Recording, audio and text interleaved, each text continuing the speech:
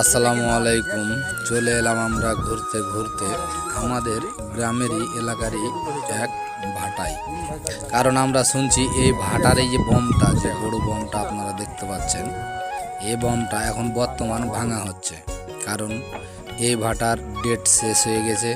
এই যে দেখেন যত ইটগুলো আছে সব এগুলো গাড়ি লোড হচ্ছে, এদিকেও গাড়ি কিছু লোড হচ্ছে। এই যে দেখেন এরা কাজ অল্প অল্প চালাচ্ছে। এই যে আমরা এখানে চলে এলাম। এই যে দেখেন কিভাবে এত বড় একটা বম মানুষ ভাঙে।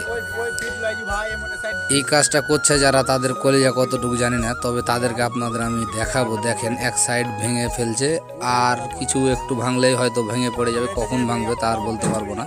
তো এই এদিকে দেখেন এটা ভাঙছে কে এবং কারা।